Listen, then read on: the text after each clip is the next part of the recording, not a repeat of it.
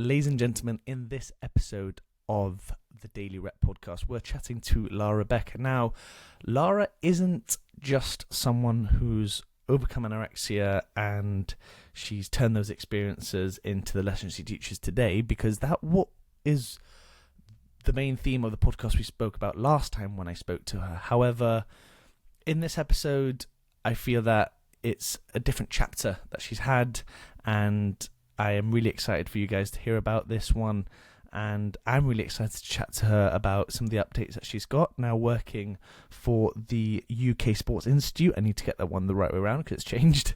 And yeah, she's had many updates. She's travelled a lot, and I'm excited for you and also to listen to what she's got to say. So welcome to episode 2, and yeah, enjoy. I feel like I don't have to do the thinking. Yeah, no. Well, this is the reason why I started it back up again, because I was being asked as like a practitioner to come on and chat, and I was like, God, I actually quite miss like talking to people. Yeah. And like, but no. Anyway, guys, welcome back to the Daily Rep podcast. Now, I'm super excited because Lara Rebecca is someone who I've had on the pod before back in the day. How many years ago? Back in the yonks. It must have been, I don't know, too many years ago. I think we won't disclose the age. A few wrinkles ago. Yeah, we won't disclose the age limit on this account. But yeah, so Lara's had a bit of a big change, and it's a really proud thing that I'm very proud anyway to hear what she's doing now. It's performance lifestyle practitioner at the UK Institute of Sport. Have I got that the right way around? Because I know they changed that recently. Have I got that right? Yeah. Sports Institute. Yeah. Historically was EIS, the English Institute of Sport, but now it's UKSI, yes. And it's with Great British Rowing, which is absolutely mental, because being a rowing fan myself and having rowed in the past is fantastic. And for those of you who don't know, before I let her introduce herself, she was also a fellow archer as well, finishing at Cardiff Met Uni, so up the archers for anyone that's listening. But anyway, welcome, Lara, after that long-winded introduction. Thank you. I'm still an archer. I feel like I'm never leaving the campus. I was back up there yesterday. Yeah. I feel like they've got me in their tender hooks. But no, it's great to be back on. And I feel like there's been a lot of adjustment. And I guess previously it was always the learning and the absorbing and the academic stuff.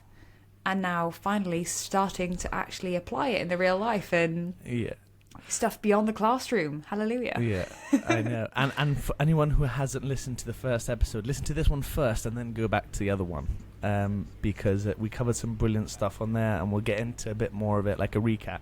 But my first question is, and I'm going to do this first, is why do you do what you do? Why do I do what I do? I've always, in terms of my philosophy with sport well-being and performance psychology, has always been that kind of human first, athlete second. You know, it's looking after the individual that's in front of you, not just focusing on the athletic performance, the statistics, the performance, the metrics. It's about understanding the person as a whole, as a core. And if we've got that established, that provides a very solid and healthy foundation for an individual to flourish professionally in a sporting context and personally, and that's always a philosophy that I aligned myself with at university. So I was actually very fortunate to make a contact on LinkedIn who disclosed that there was an opportunity available as a performance lifestyle practitioner, and although I had absolutely zero faith that I'd become remotely close to be considered, I thought, why heckin' not give it a go?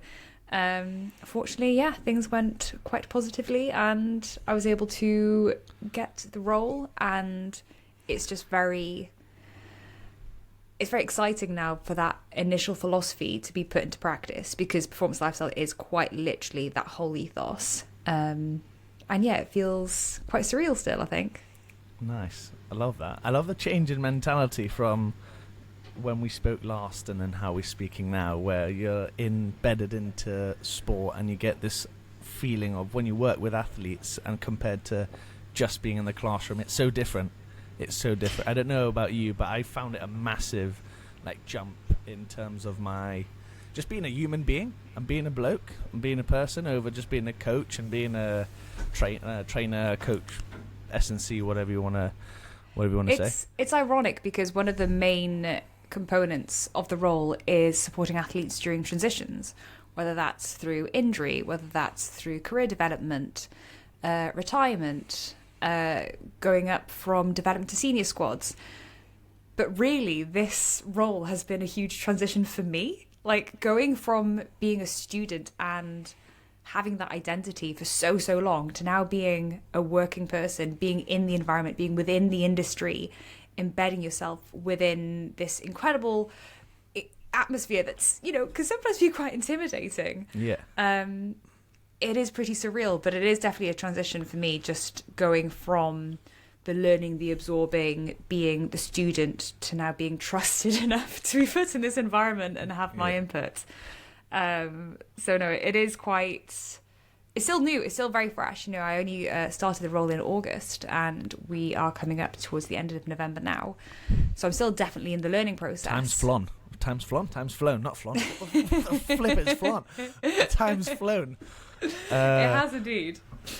Nice. What and for anyone, because working in sport, I kind of get an idea from the different roles and responsibilities of different people, and I understand from speaking to beforehand, just before you start recording, about kind of the differences in and maybe what you've studied based on what you do.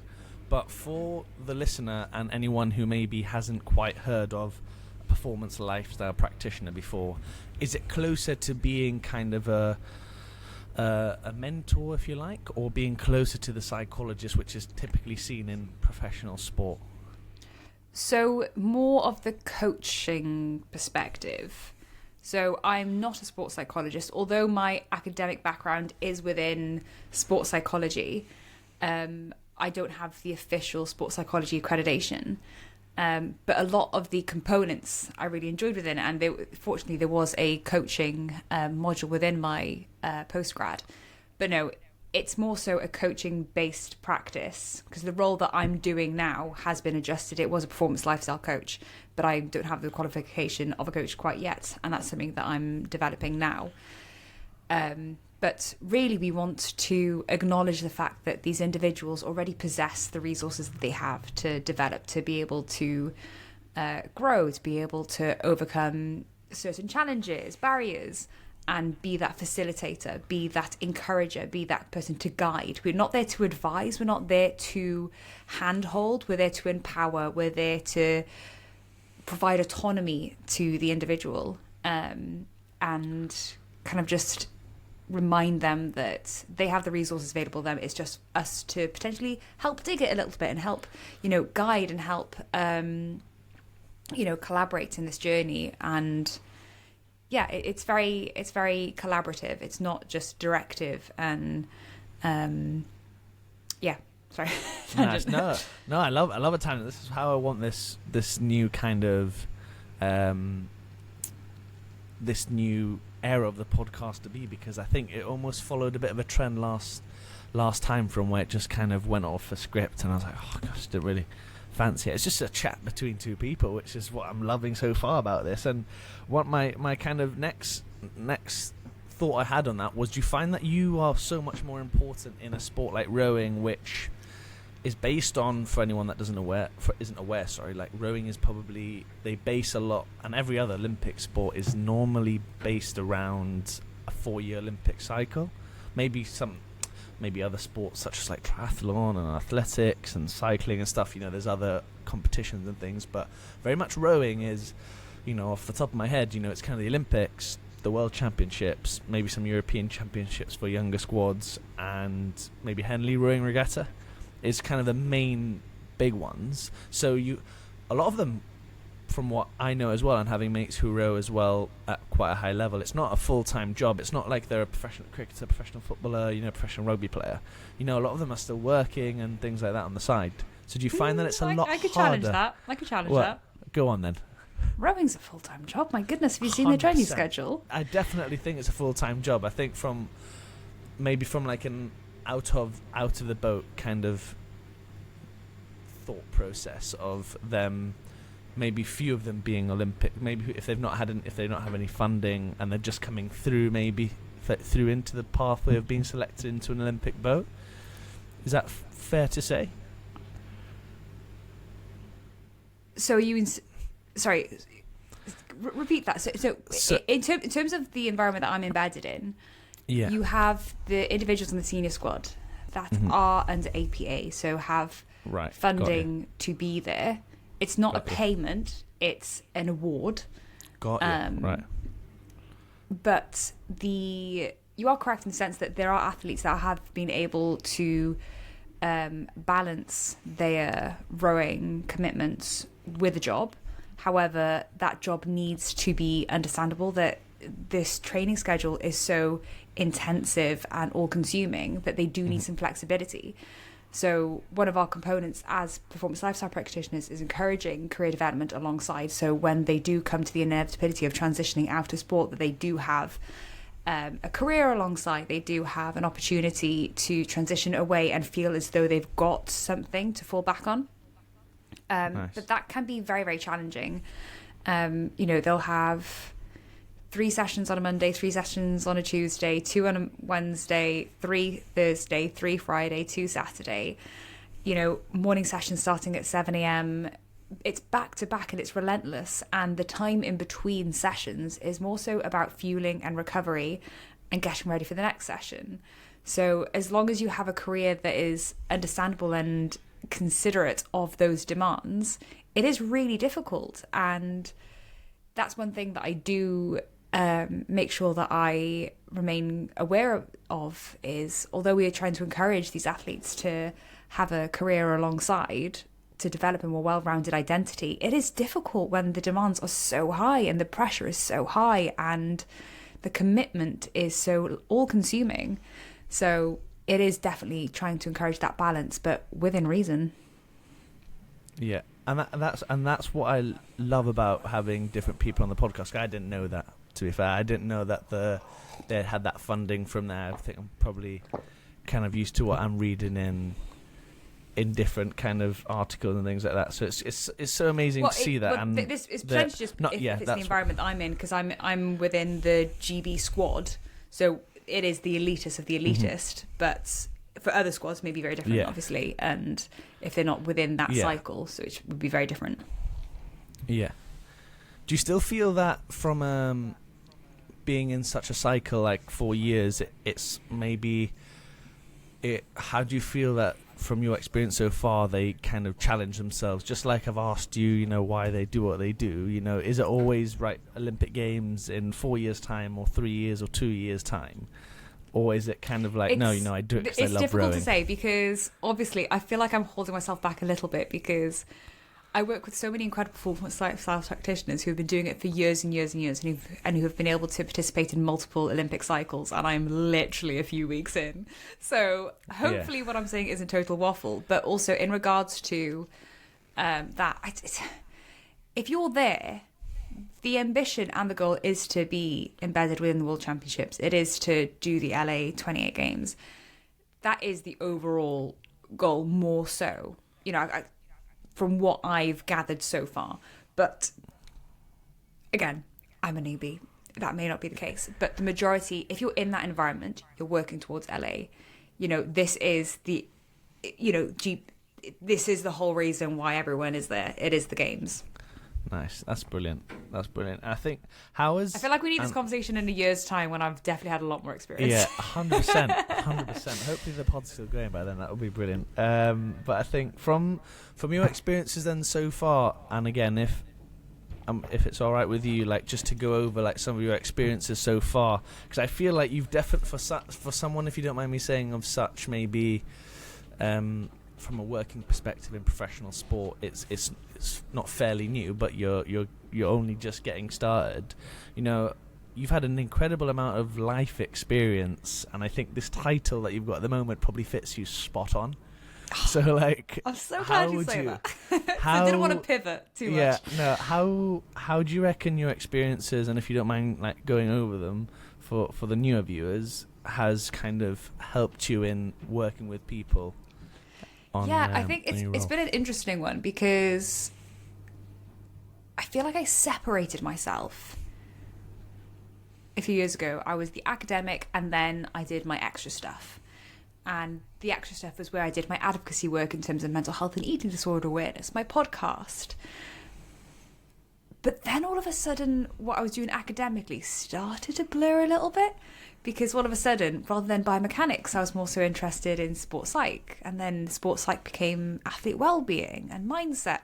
So I think unintentionally, there's been a seamless blend of these two paradigms, and it feels very aligned, which I'm so relieved and so proud to say. I'm still very much figuring it out, obviously.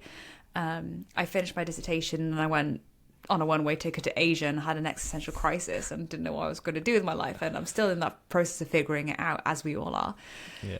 But I'm proud because I do genuinely believe the work that I'm doing matches up with the philosophy that I've always kind of lived by. Granted, it's in a very different context. Can't say I've been, working with Olympians all my life, but the whole concept of well-being, of lifestyle, of balance, of, holistic care did very much come prominent within my work when I was doing a lot of advocacy with mental health and eating disorder awareness. Granted, I still very much want to discuss that, and it is still something I'm very passionate about, but I think my chapter has evolved now and I'm in this new phase. And I'm just applying it in a different context, and in a context that's exciting and development and growth, and it's the next chapter now, more so than just looking backwards and, pressing rewind and reflecting back on that very ill girl when, 10 plus years ago now. So yeah, I think it's just been a transition, an evolving, growing kind of development, and nothing that's necessarily been done with intention. I guess it's just the way that life rolls, and fortunately it seems like it's worked. It's going right so far. It's as in the components and the things that I'm doing, I feel very proud. I'm not working in a accountancy firm, doing admin. That wouldn't be. And instead, I'm doing something about sport and well-being and fitness and activity and human potential. Oh, that's all the shit that I love, it's exciting, regardless if it was isn't it? academic or personal. So, yeah, it's pretty cool. Nice. I love that. And how do you then feel like you have to kind of... Because I almost feel sometimes if I put too many cooks in the kitchen in terms of my thoughts and my... Not experiences so much to say, but my... Too many plates. Yeah, if I have too many cooks in the kitchen in my mind and I'm trying to say one thing and I almost end up going along a tangent like we all do. And how do you feel like when you say your chapter's closed and you sometimes have to be like, oh no, I actually have to go back and read that chapter again to then talk about experience that you're talking about now. Do you find that challenging, or is it quite easy in the sense you're like, no, I've overcome that, so I find it quite easy then to transition and go back and reread it? Talk about my work or my health issue? I would say more so from your experiences so far in life and using it to what you do now. Because the long old life that I've had. I know, yeah. But no, your experiences, I've so never to speak. felt uncomfortable discussing, the fact that I did very much nearly lose my life to anorexia nervosa, and I was in a very, very difficult place when I was young. But I've not really spoken. I feel like I've been in a very, going travelling as well was an opportunity for me to reflect and really think about where my priorities and where my mindset is about these things. So I think I haven't really verbalised this, but there was a period of time where doing a lot of advocacy work and discussing about anorexia, discussing about mental health did so much benefit for me, and I was able to grow from it, and I was able to learn from it, and I was able to kind of facilitate my own recovery through it and feel empowered and feel excited and be able to redefine my experiences. So rather than it being the woe is you, it's the go you, and I was able to change that mentality behind it. But there comes a time where you don't just want to be defined as the ex-anorexic. And it's never something that I will shy away from discussing, but I'd like to think that my identity isn't exclusively associated 100%. to that anymore. I still am very much passionate about advocating for positive well-being and a healthy lifestyle, but I do it in a way now that's different. And I'm a 25-year-old woman now who lifts and does trail runs and, you know, travels the world with a one-way ticket to Asia and has wonderful and weird experiences across all countries. And I'm in this phase of life. I'm working in an elite sporting industry. This is what I'm doing now. So I definitely will honour that period of time. But I'm just in a new phase. And I think it's just healthy for me to focus on the new narrative. And that was similarly the kind of context that I followed in my TEDx talk, was this growth and this overcoming and not just rewinding. It's about, okay, let's focus on the now and focus on the future, because this is what we have now. So I think it's been important for me to pause, reflect, honour, celebrate, appreciate, kudos, well done for you for doing all of that work.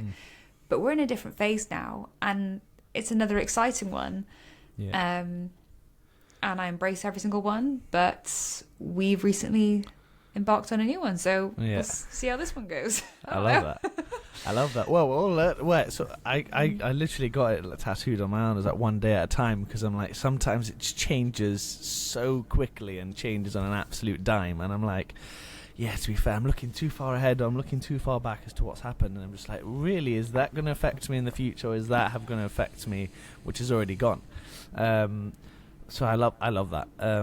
So and it came to me straight away when you started speaking about the different kind of contexts that you're doing now. How do you focus on not spreading yourself too thin in those different ones? Because I struggle with that horrendously. I came back from travelling and I just didn't do any podcasts. I had to give myself a break from that. I stopped uploading to YouTube. Granted, that's never been a thing that's been quite consistent. I did launch a business called Keep Smiling Collective, which was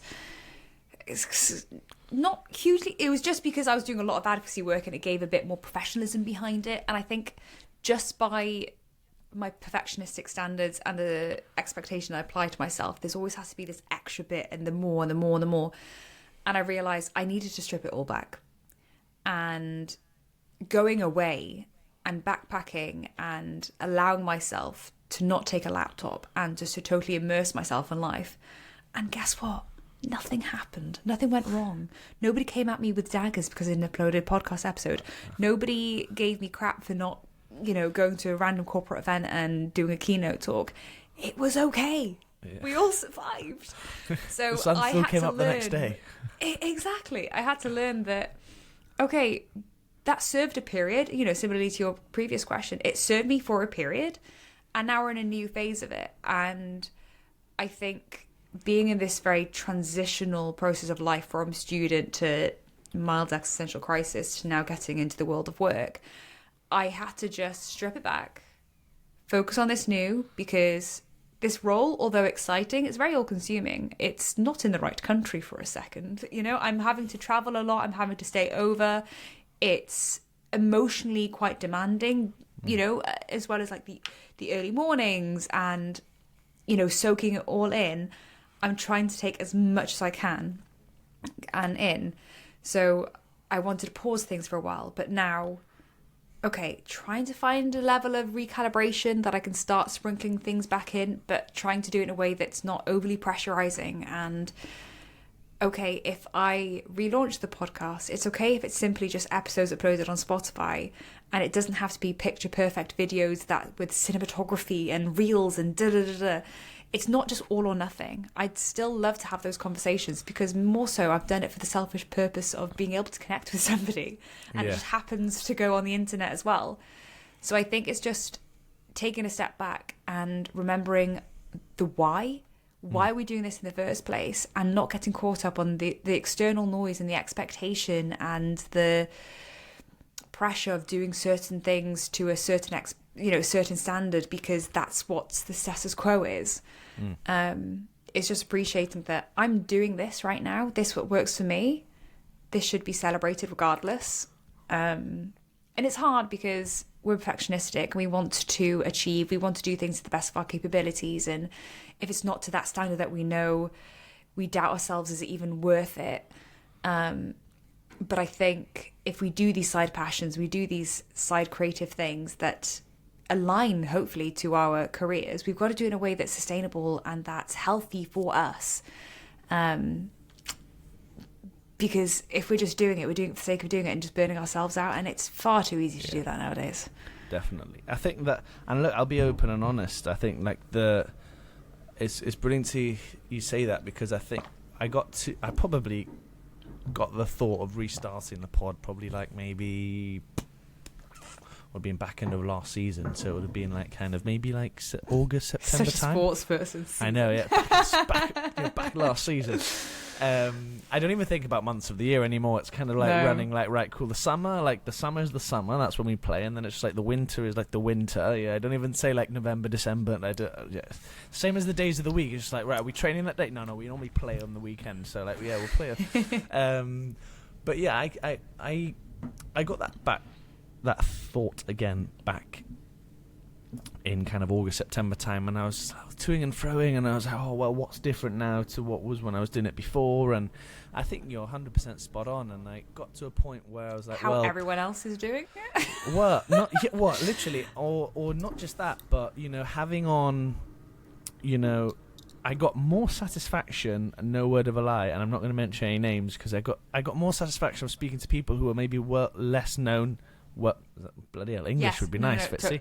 Agree. I got more satisfaction and more out of it than speaking to people that I actually thought were amazing than people who maybe were more well known. Does that make sense?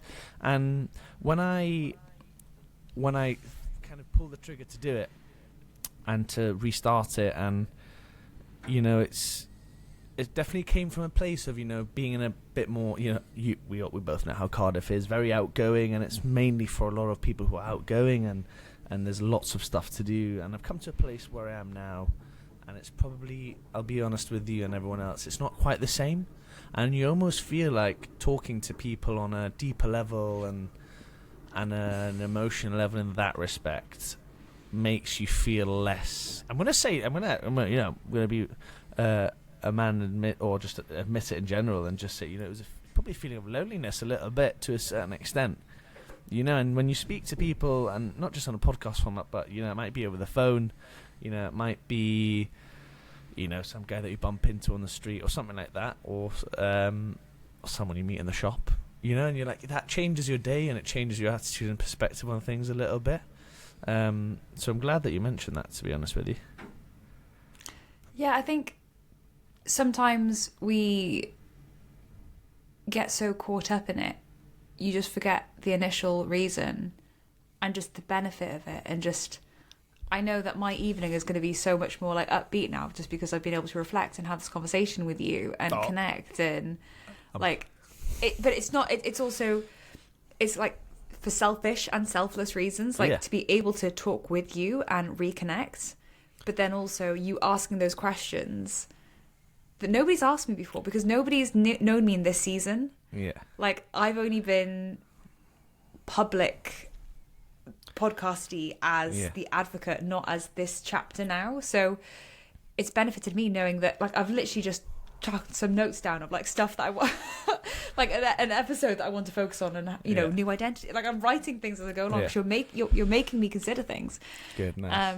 Need to copyright them before I get before the end of the call, do I? I need you to interview me on my podcast. But it's no, I think at the end of the day,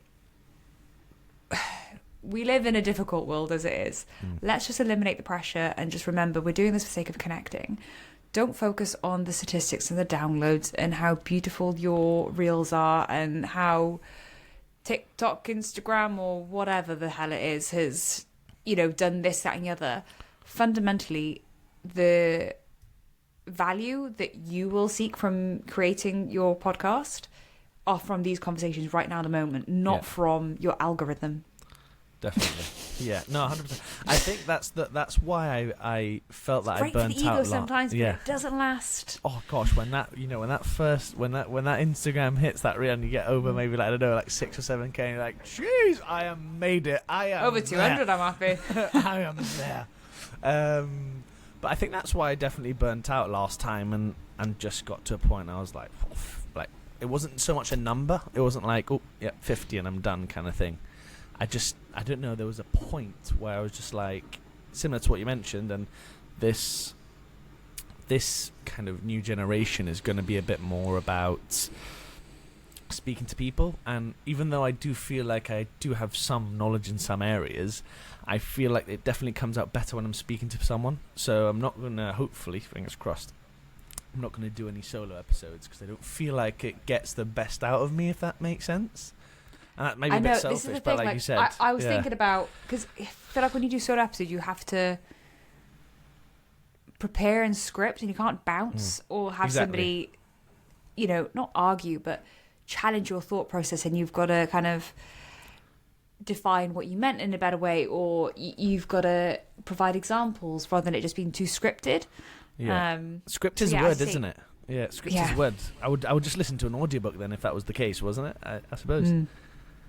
Yeah, and it's quite refreshing to hear that, actually. And I think now it's having a new mental mindset, having a new mindset out of doing the pod is more so not just about, like you said, the analytics and the statistics. It's now about the like, I'm not gonna lie, didn't have the best day today, but now, like you mentioned, I feel like, oh gosh, all that's kind of just like being released, and like, right, now I can kind of relax and have a thought process about, right now that's not in my head anymore. Yeah, for sure. Nice. I think that, I suppose I'm still so fascinated about your new kind of chapter in your life, if you like. What was there a point, I don't know, where I said I kind of felt burnt out? Was there a point for you where you feel you needed to kind of close that chapter without being too philosophical? Was there a point where you felt like you were maybe becoming someone that you weren't, which we hear quite a bit, or was it something where you weren't enjoying what you were doing, or something along those lines? Was there like I think I've always been very self-aware, and I've always been very motivated, I've always been very determined, but I've always pushed myself slightly a bit too much from time to time. So I knew that when I finished my postgrad, I had gotten myself into a flurry of hyperproductivity, burnout, distraction via work, doing probably a bit too much just for the sake of externalized validation, which I'm still guilty of every now and then. Yeah. What can we say? So this is why I went traveling, because I had to give myself the break. And taking that one-way ticket to Thailand and backpacking all of Southeast Asia, Thailand, Laos, Cambodia, Vietnam, trekking in the jungles with tribes, going on the Ha Giang Loop, driving 400 kilometers around the mountains of northern Vietnam, volunteering in a school in Vang Vieng with rural children, island hopping off of Cambodia and Koh Rong San Loem, and having no plans and no agenda and learning to be spontaneous. I had to do that, and it was something that I was so relieved to give myself the capacity to do, because it allowed me the opportunity to step away from that over productivity, from that consistent cycle, that consistent need of externalized validation, of work, of output, of showcasing, of trying to validate myself. And I think that was the period that allowed me to truly take a step back, and realize that I am worthy regardless of what I put out. When I was out there, nobody gave a crap about what I got in my dissertation, what my result was. Nobody cares what your A-levels results were. Yeah. Nobody looks at your analytics on social media and dictates how worthy you are as a person via, the number. All they care about is, are you a kind person? From travellers, but from the local people and individuals that I was able to stay in homestays. We couldn't speak to each other. There was no language between us, but there were smiles and there was connections, and there was kindness and there was authenticity. Yeah. And they did not care if I had, all of these accomplishments back home.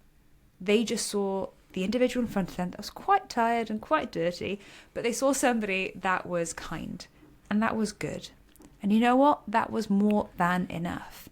And they don't need to see this stuff that we, back in this world, hyperfixate on and lose sleep over, because it doesn't matter. All it matters to them is that you're a good person and a good soul. Yeah. And I probably need to remind myself more of that, because I've come back from travelling. I feel like I've gone back into old habits slightly, but I'm self-aware, so that's fine. Yeah. What do you have because I've got a point that I want to mention there, but do you have like a little tactic that you feel that you kind of go to when you feel you're slipping back into those old habits? Because I'm trying to come up with those in my own head now, where I have a little cry. I call my dad, and I write about it in my journal. I love that. I think therapy's too expensive. Yeah, I was gonna say, gosh, yeah. It just gets to a point. I think I don't have student discount anymore. Sucks. Yeah. I was gonna say, gosh, those student beans are jet. What was I gonna say? I think because I think you have to get to a point sometimes where you need to learn to. I'm not saying that your family and your friends are not going to be there for you, but you have to almost learn to deal with it in your own way, because only you know how you're feeling about it. Does that make sense? Oh, yeah, because you'll call somebody. Sometimes you're like, you've made this worse. Thank you. Yeah. Well, not just that as well. You didn't say what I wanted you to say. Yeah, you're meant to say that person was wrong. So usually it's... I think, for me, I've had to really learn to just... rather than resist the emotion, feel the emotion, because I'll add a barrier, I'll add a brick wall, and I'll become so... I don't know, rigid and stuck.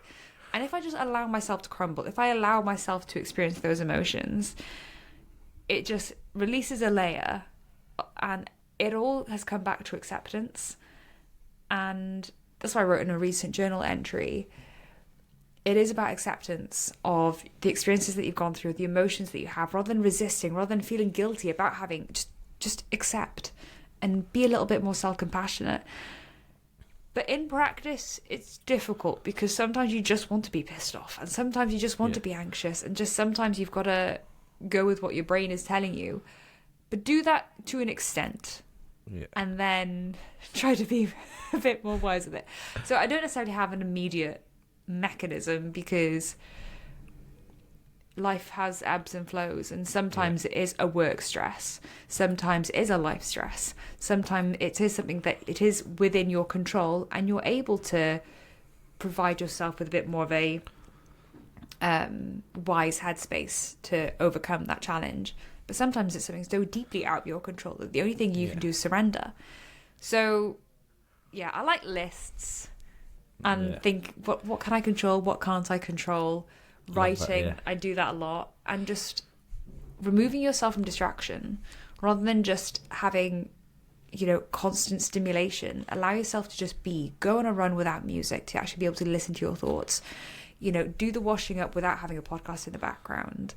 Do your stretches without, just be and exist and be present, rather than just consistently distracting yourself, because the stimulation can get quite claustrophobic and you can't have the capacity to actually listen to your own thoughts. Could it be a dangerous place for me sometimes? No, for sure.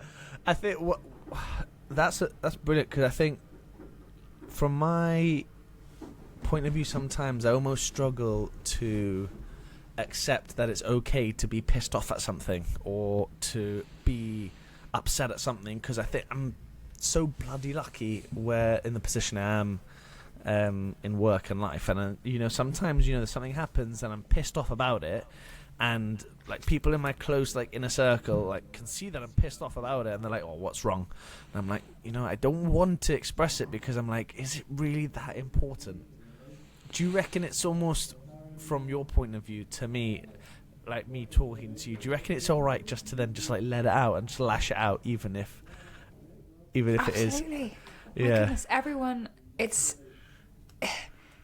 anyone is going to have a quote-unquote worse situation, but it's how you define it. It's from your experience.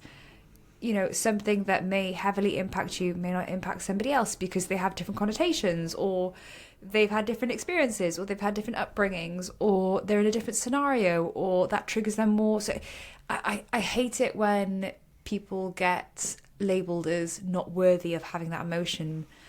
And I do understand, because sometimes I felt insecure about not exposing, about acknowledging the fact that I'm finding something difficult, because I know fundamentally I'm in a great position. I've got, a wonderful family. I've got few but close friends. I've got a roof over my head. I am kind of financially stable sometimes. Depending on how much the tax wants to take away. When the one-way ticket becomes available on Skyscanner, and you're like, shit, I'm a bit less. No, genuinely. I'm a bit less now. And I have a fridge cluttered with magnets of travels that I've been on. I thought you were going to say food in the fridge there, and I was like, and then I was expecting I got magnets. that too, but the magnets are more magnets impressive. are so my much gosh. cooler. My backpack at the end was 80% fridge magnet. That's why I had to come home, because otherwise I wouldn't have the baggage allowance. That's genuinely. what I'm so pissed off at, the fact of my fridge in the background there. You can't put magnets on it. It's one of those like stainless steel ones where you can't actually attach it on. I'm like, I'd actually get a new one. I was like, no, I can't. There's actually no point. There's no point having a fridge. I know. So I've got these things, but there's also a side to me that has been through a lot and is going through a lot. And I'm never somebody that wants pity and want woe is me, but I do want some of those conversations sometimes where people acknowledge my emotions and give me the grace to be able to feel upset, give me the grace to be able to acknowledge my emotions and not minimize it. I've had that quite a few times. People will minimize it or be quite patronizing. But there's some significant stuff happening in my life still, and I find it quite difficult to acknowledge, because I don't know how others perceive me. I don't know if I'm the keep smiling girl. I'm always happy. No, I really struggle with mental health still. I really do. And more often I'm in a negative headspace than I'm in a positive one. So yeah, it's in that weird middle ground where it's just like, even if reaching out for support relieves you, sometimes it brings it to light too much, and you don't want. Yeah, it depends. Yeah. Like opening up a can of worms, kind of thing. Like at the end of it, as I say, to the right person as well, and making sure that you feel safe, and making sure that, is this conversation going to be worthwhile? What's the outcome of this? Yeah, So. Yeah, so I'm being very theoretical just because the situations that I'm going through right now are very personal. No, that's brilliant. I appreciate you opening up, like in that context as well. I think sometimes there is a point where I just want to talk to someone, even if they're not in that environment. So like someone who's not like within the club that I'm working at. So sometimes I just want to chat to someone about what's happening out, like who has, someone back home in Gibraltar, like who doesn't know anyone at the club, and I'm just like, perfect. I just want to rant, and they're just gonna be like, yep, 100%, yep, you're right, yep, 100%. And then I go like on the flip side, I go towards, my mum and dad and my brothers, who thankfully, fingers crossed, put me in check pretty quickly and just go like, nah, I wouldn't, probably not, Jam, probably, yeah, you're wrong there, mate. And I'm like, oh, cheers, yeah, right, yeah. And oh, yeah, you're right, actually, shit, yeah. You're like, no, but I'm right. No, you're not right. And then it becomes this like massive cascade thing, and then we get into an argument, and then like 2 minutes later, I'm like, I'm sorry, you're right, yeah, my bad.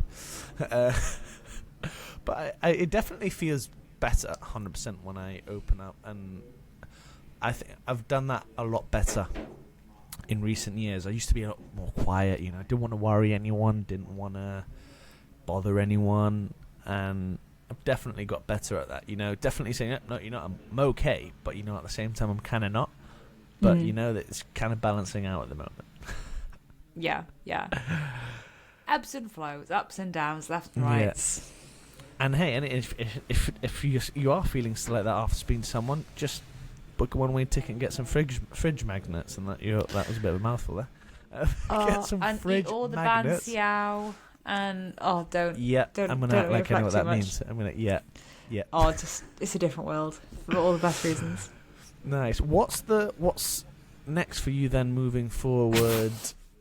I know, right? Stay the present. I'm trying to stay present. I'm saying, what's next for you moving forward? I'm too scared to book anything. Yeah. The most I've got organised for next year is a dentist appointment. Nice. You're going to have some clean teeth by the end of it. You're good. But also, the role that I'm doing is maternity cover. Right. So there is an end point. Obviously, the intention is to hopefully stay within the organisation, but we don't exactly know what that looks like. I'm sponge mode. Nice. This is my chapter right now, is sponge. Just absorb as much as you can. I just want to be in cool places, learn cool things, meet cool people, figure myself out as I go, and what tickles my fancy, what doesn't, what challenges me, pushing myself. So I really don't know what that means. I'm too scared to book a holiday because I'm hopefully going to be working with Seikyo and going around doing some of the competitions across the globe. And, you know, I still want to be embedded within these kind of elite environments. So I think this year... What did I hear? I'm going to absolutely muck this up. But this year is number 9 because it's 2 + 2 + 5. Next year is start of a new cycle because it's starting with a 1. 2 + 2 + 6. 10. You've lost me. Basically, next year philosophically is about the new chapter. Okay. And I very much align to that because, again, I'm in a period of unknown. Okay. But it's an exciting unknown. Yeah. I have exciting. ambitions. I have goals. I'd love to do more traveling. I'd love to be able to work abroad. I'd love to be able to experience Australia at some point. I'd love to be able to get my backpack out at some point. But I really don't know. Yeah. And I know right now I'm in a very privileged position to have such an incredible kind of working culture and environment. And I'm just going to try and soak that up as much as I can. What that leads to, who knows? I'd love a few stamps to be added to the passport as I do it, but again, who knows? Some cool ones though, not like ones where you like go across, like, you know, from being from Gibraltar and you have to go across into Spain and they give you one of those ones. You're like, that's shit. Oh, genuinely, mine is looking great. Oh. And I think Cambodia's taken a whole page. Like they were really quite thirsty. No, I'm just in those a period of were figuring out. Those custom controllers who are a bit those customs officers who are like really keen. They're like, yeah, boom, bang, smack it. Oh gosh, crossing the borders was an actual experience because you had to like physically walk from the one country to the other, like in Laos to Cambodia, and like that's a whole different podcast. Yeah, but yeah, new chapter, new phase. I really don't know what's happening. I've not even got I've got the Cardiff half booked because that was a ballot entry, but I want to do an ultra. Nice. That's one other thing I was going to ask you about is your running, because this is not going to be a running podcast, guys, but I've had Jonathan Hilling on last time, which has been posted already. Oh, nice. All of them. The collection grows. And I've been lucky enough to do 2 full marathons now, and I've got a third coming up in the next 2.5 weeks' time, and I'm running London Marathon next year, and then how the hell do you get into that? Berlin Marathon next year as well. You're rude. I don't like it anymore. Well, you've literally done the 2 that I want to do. Well, I had a lovely opportunity, and it's a big effort, but it's through Derby and Burton Hospitals charity, and they do some brilliant work. Having seen from first-hand kind of how Derby's like, and you know the NHS that work within it, and the different environments that they've got and the different wards they've got. So it's a charity effort for both, but hopefully, fingers crossed, doing some mental challenges in between that. And I'm going to keep some of those a secret, but one of them might involve a world record attempt. Jesus Christ. I know, right? It's not as hard as it seems, but like don't shoot yourself before you've even done it. Come on. It's a bit more it's creative, if that makes sense. It's creative in that sense, and trying to raise as much money as I can through just doing what I can. Really, I think that it's all. I love the amount of money that's been raised so far just by sending links to WhatsApp groups, right? But like if you actually go out there and put yourself out there, and I think there's a certain amount that I have to raise for Berlin, but ultimately I think I'm at peace with the fact that, look, if I don't raise the certain amount, it's like cool, but I've raised that amount, Yeah. and someone else can do that. So but also just the experience. I'd love to run in Berlin and Prague and yeah, I want to do an Ultra X. Have you heard of Ultra X before? yeah. I want to do one of my good mates, Callum, just did one in Morocco, and it looks absolutely. I'm going to say fantastic, but it probably feels absolutely garbage. And I'm He like, must have been hydrating Oh, like there was no gosh. tomorrow. Well, he's still living in Gibraltar, so he's still got that climate kind of acclimatization to that. Yeah, sure. But gosh, so hopefully one in the books next year, but we'll have to see about that. But I think what's running done for you, because for me, I wouldn't say it's changed my life. That would be lying to you all. I'm a runner. I'm sorry. Yeah. Like I'm a runner, and that's who I am. I've become one for sure. But I think we're both very similar in the sense that I still absolutely love the gym, and they two definitely don't go hand in hand. But like, is it a case of? I'll argue that. Well, we're in the season of hybrid rock stars. Come on. I know, right? The hybrid athlete. But no, I've always loved the two. I've just come from doing a very bro upper body day. Nice. Finishing doing some lat raises and hammer kills under the downlight and embracing the gains for sure. Love it. But then this morning I was also doing a 12k run at sunrise over the barrage. Like nice, beautiful stuff. I know. I absolutely bloody love running, and I can't sit still for the life of me. And if it's a nice day, I immediately feel FOMO if I'm not involved in it. Yeah. And I do have goals, and I think this is where the perfectionism also comes over. I've got to remember the why again. And this is why, since getting more so involved in trail running has really been exciting, because it has allowed me to reconnect with why. Being in the outdoor spaces, not thinking about time, because you can't think about time in trail races. Yeah. I've got a trail half marathon coming in the next 2 weeks. And it's just the authentic connection with the outdoors and being able to be in a space with like-minded people. And I've participated in I don't know how many races now. Some I do for the sake of being a part of the experience and a part of the atmosphere and pacing a friend and just having a great old fun time and having a coffee after. Some I've got a goal for and I really want to gun it. And, a few weeks ago I got second in a race and I was really bloody chuffed with that, and I'm not going to lie.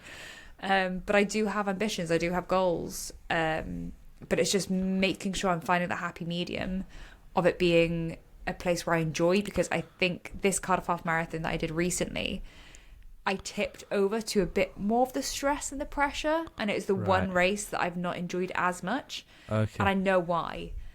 So hopefully next year I can still focus towards a goal, but do it in a way that's slightly less intense on myself. I say intense on myself, I'm going for a sub 90. But this year I came back from backpacking for 6 months, had sciatica, couldn't walk for over a month, and then thought within 8 weeks I could get a PB. I kissed it, literally.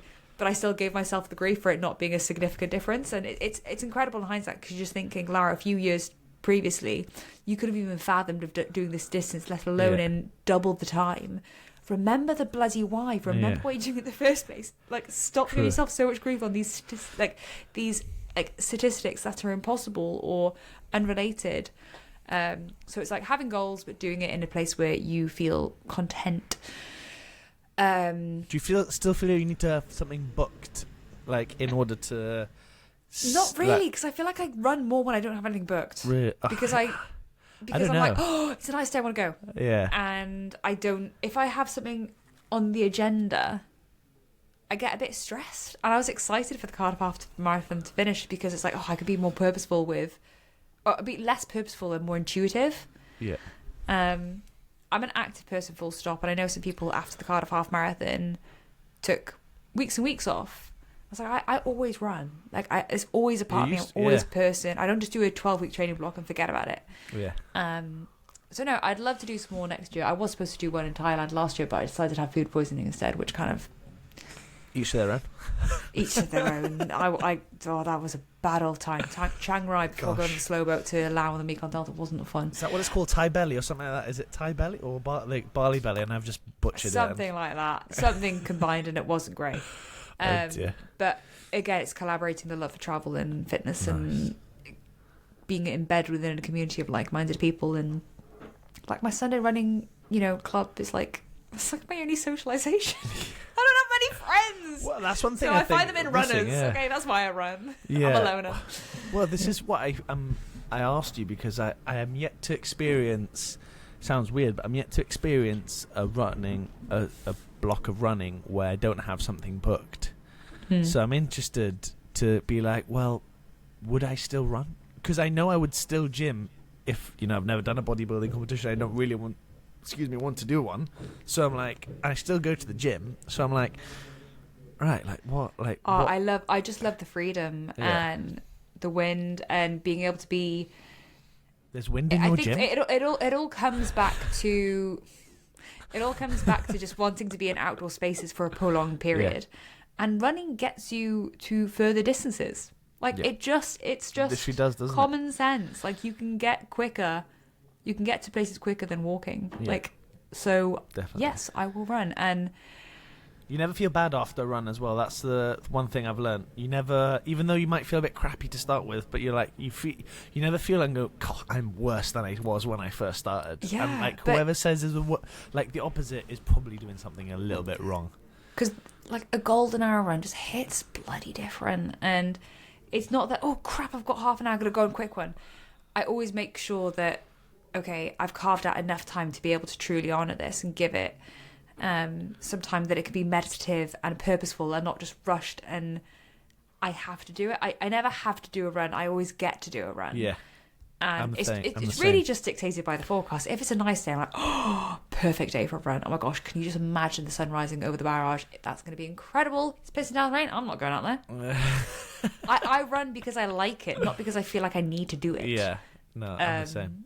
Hence why, when I was in Dubrovnik recently, I was running every day because there's new places to explore and there was different things to see. And again, when I was traveling, my Strava was looking juicy. Every time there'd be like a different province of these random countries, and people are like, "Where the heck are you now?" Just follow my Strava, you'll see from there. Yeah. Because I'm just exploring and seeing, and you see such different sides of places. And connect with people that are really like-minded as well. If you find a trail runner that's not hungover, my God, you find a person. Well, that's what I found recently is that like you don't want to like dilute yourself into doing one specific thing.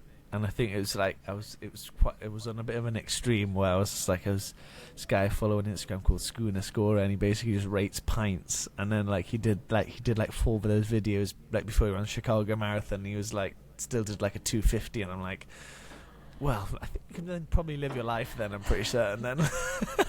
I'm like, I'm probably not going to be able to hold down as many pints, but like, I was just like, in theory, I got what he meant. But that is fantastic. And the last... But I like being strong in the gym as well. Like, we all like a bit of both. And 100%. I'm doing a High Rocks next weekend. But High Rocks. I am a bit 50-50 whether if I want to do one or not. I don't know. I'm quite embarrassed to mention it when Why? I'm on site. Because I've got all these athletes. I'm like, I'm a hybrid rock star. I'm a hybrid groovy. No, I'm excited. It's literally just going to be a laugh. I would love to see a rower. I would love to see a rower do one. That would be fantastic. Honestly, they'd smash it. I was watching a video of an Olympic 10K runner like doing it, and then be crap at the stations, but then absolutely pelt it around everywhere. It was just the funniest thing. It really is a running race. But I was volunteering at it in Cardiff, so I got free entry. So I was like, nice. Let's give it a whirl. Is it Cardiff High with a good Rocks? friend. Is it Cardiff? No. It's the London XL. Oh, right. Oh, it's going to be a good one, that. Yeah, and the lap is a kilometre, so you're not having to go multiple to make up the distance. Right, got you. But I'm doing it with a really good friend, and we're going to have a good old laugh. Enjoy. Yeah. I hope it goes well. Thank you. To Mixed finish doubles, off, though, so I've got the men's weights, for God's sake. Oh, well, you'll be all right. You're probably stronger than most people anyway, so you're all right. You should see my partner. I'm definitely not stronger than him. He's doing the sleds. I was going to say, wait, so that's one thing which I do like about it is the tactical side of it. And what I've actually loved about marathon running is it's so tactical, even in like an endurance type sport, where you get your cogs ticking, and it's brilliant. I absolutely love it. I think sometimes when I'm pacing myself, you're doing so much mental math that you then all of a sudden, I'm at the next K, the next bit of maths. Yeah. So you keep distracted. But no, I think it's actually different. So I like doing long distance running because I start from this place and I get to that place. That is literally the ambition and the goal. Whereas the high rocks, I'm glad I'm doing it with a friend because I think the noise, the overstimulation, the stimulus of that environment and all the different facets of it in terms of the kilometre run, in terms of the different stations, in terms of the different regulations, in terms of the different rules and what weight you need to do and what this and what form and that, it's a lot on the brain. Yeah. That's probably why I'm scared of doing a triathlon as well, because it's just so much to think about. So it is different. It is weird, but I think it's going to be a bit of a laugh. And I'll get a patch to go on my bag. How exciting. Nice. Is that just for the patch? Just for the patch. Just for the fridge magnet. Brilliant. Well, we'll have to have you on and talk about your high rocks experience now that you're a hybrid. I kind of want to vomit.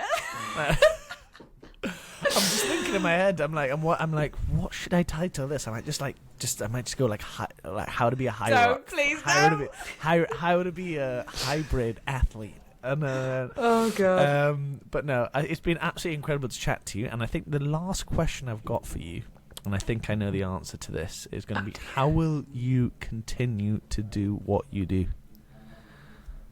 What do you think my answer's going to be? With a smile. Oh God, no, that's cringy. No, You've got that from Pinterest. How am I? With curiosity, with openness, with intentionality. Because the only reason why I'm doing what I'm doing now is because I was ballsy enough to make those connections and to put myself out there and to network and to say yes to things that scared the little daylights out of me. I want to continue doing what I do in a way that pushes myself within reason and hopefully continue this journey of growth. I love that. That's brilliant. That was definitely not cringy. Mine definitely was.